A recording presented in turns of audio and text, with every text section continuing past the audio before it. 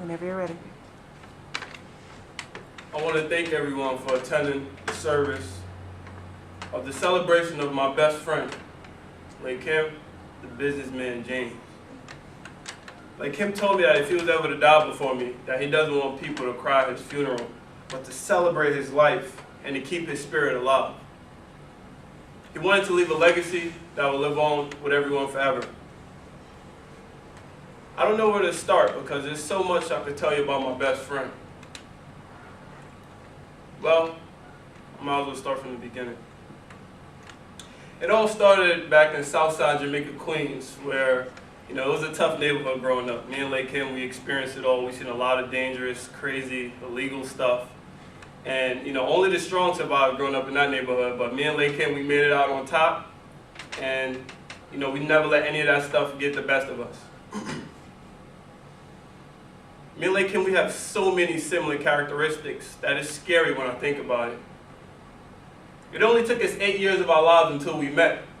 And, it's funny because we all know Leahcim as being the businessman. But I knew Leahcim before all of the suits, all of the ties. I knew when he was just Leahcim, like just free spirit Leahcim. And when I first met Leahcim, he didn't care about his appearance. He was just a free spirit. As long as he was having fun, he had a good time. He just enjoyed himself as long as he was doing something enjoyable. And it's funny because when I think about it, when I first met Leahcim, we met in Southside, and when we were outside on the block, I seen Leahcim running up and down, enjoying himself, riding his bike, and he came up to me and was like, "Oh, what's up? What's your name?" And I told him my name, and then I looked him up and down, and I noticed he wasn't wearing any shoes. I said, why aren't you wearing any shoes? I was like, well, why wear shoes when I'm faster without them? And just thinking back of that, it just cracks me up because that's just the kind of person Leahcim was. He just enjoyed himself. As long as he was happy, he was just a very joyful person. And looking back on it growing up, me and Leahcim, we were 6 sport athletes. 6 sports. We played it all. Basketball, baseball, hockey, soccer, golf, tennis. You named it, we played it.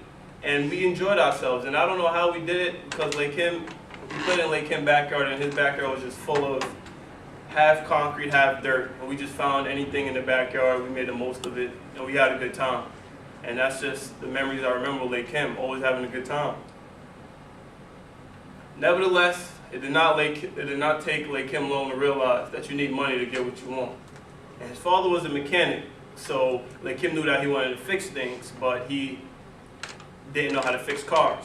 So what he did know was that he had a bicycle, and all the other kids in the neighborhood had bicycles. So what he did was he decided to teach himself how to fix bicycles in the neighborhood, charge the kids in the neighborhood, and make money that way. So he learned it all. He learned how to fix tires, brakes, chains, handlebars, anything on a bike. Leahcim knew how to fix it. And he just had that entrepreneur mindset. And that's the mindset Leahcim always had. And then he took it with him to high school. And in high school what he did was he sold candy. So he told me a funny story. He said back in the day candy was only 50 cents. So what he did was he would go to the corner store, spend $10 worth of candy, got as much candy as possible with his $10. Then he went back to school, sold it for $1, made a 50-cent profit. And so he would spend $10, make 20. So he just always had that mindset, making a profit, entrepreneur mindset. That's the kind of person Leahcim was. And then he went to college and joined a network marketing team and began building a business. So Leahcim, I just respect his ambition because he's just always willing to try something different, go out there and go get it. And for those who don't know Leahcim, there's 2 main characteristics that he's known by. He's a learner, and he's always willing to help others. Everybody who knows Leahcim knows that he's always helpful and always willing to learn something new. Also, as studious and helpful as Leahcim was, he was also a rebel. Meaning, he always challenged people to see if they knew what they were talking about. He never took yes or just someone telling them a statement and just ran with it. He was like, no, I need to see some proof. Show me the facts. Show me this, prove that. You say that? No, I don't believe it. I have to see something to verify what you're saying. Leahcim just always spoke his mind. Well, it's tough to know that my best friend isn't here with us to continue building his dream. Because he was on the verge of becoming one of the most successful person to make it out of Southside. But it didn't happen.